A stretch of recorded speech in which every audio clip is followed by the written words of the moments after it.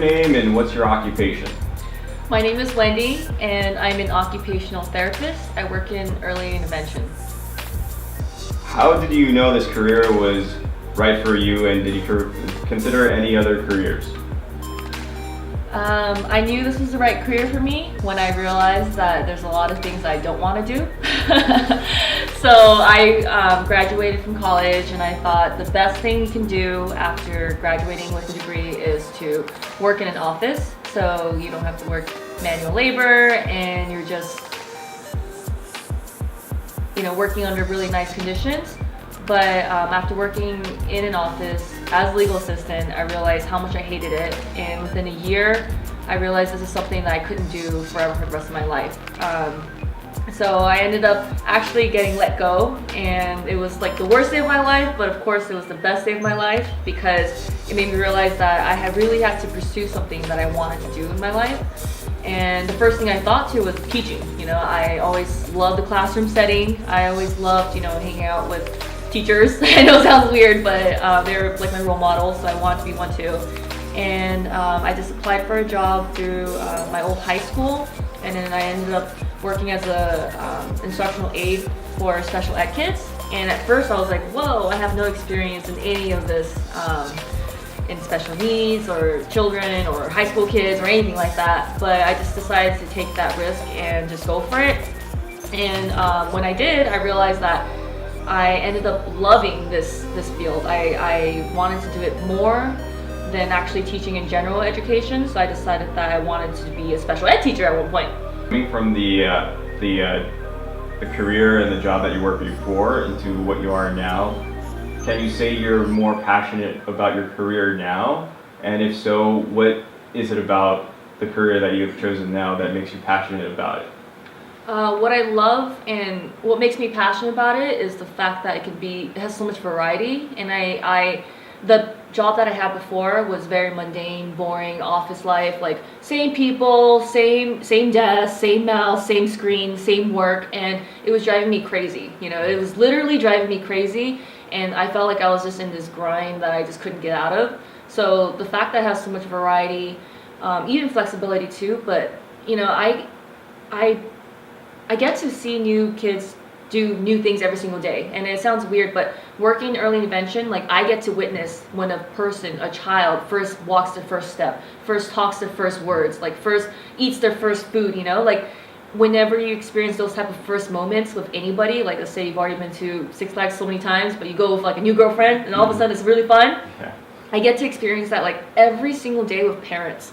And for me, that's what really makes my job fulfilling, because throughout the day, how often are you behind a desk, and how often are you going to these clients' homes or visiting them in the hospital? Do you make your own schedule, or do you have one client that you go and visit throughout the week, or how does your work schedule work?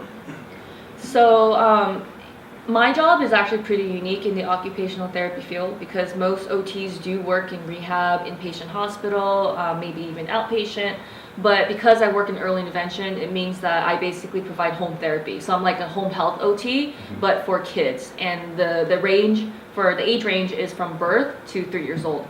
So the early intervention model that we have here in California is that we have therapists or professionals, PTs, OTs, speech therapists, who go drive out to people's homes to provide the therapies because they feel like the home environment is the best place for a child to learn. Right. So I'm rarely behind a desk, like maybe once or twice a week. I'm just to like put in reports, like actually at my base clinic office, but I don't even have a desk, honestly. You can think of me as like a clinic in my car. A mobile clinic. A mobile clinic, yeah.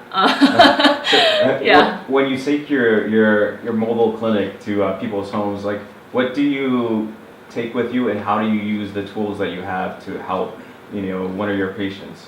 We get all of our clients from regional center, and regional center they usually get the referrals from pediatricians, or they can be self-referred, or anybody who feels like their child is developmentally delayed. So they use that developmental theory of like, let's see, I'm going to pick one for bilateral coordination. So how would you use those?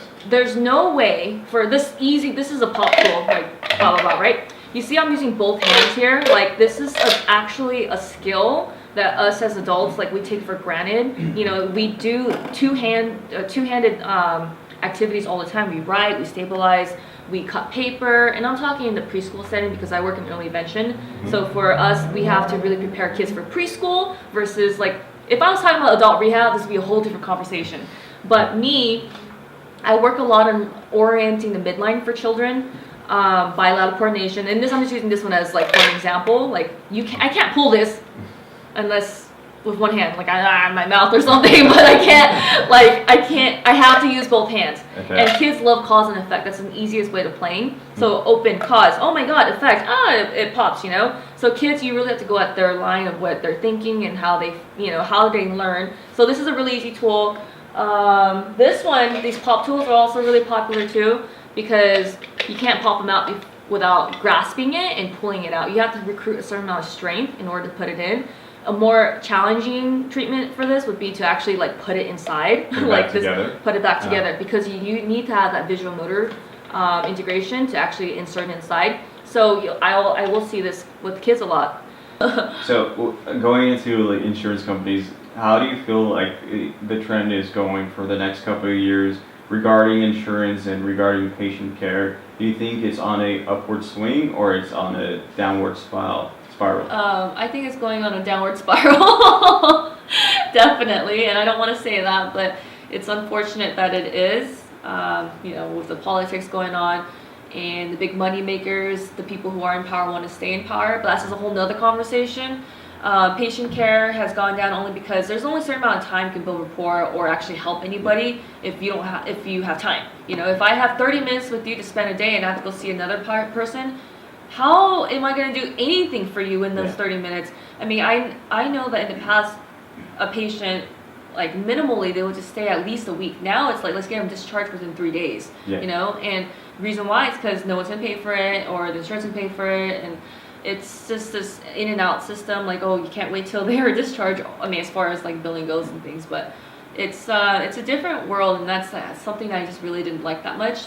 And I feel like in early intervention, I really get to work OT. I get to work on the fine motor skills. I get to work on skills that these kids really need. That I'm just really I'm just really excited to like help them with. So overall, with your choice in your career, do you think you're happy with the choice you've made? I hate it. Just kidding. No, I wake up every single day feeling so thankful for what I do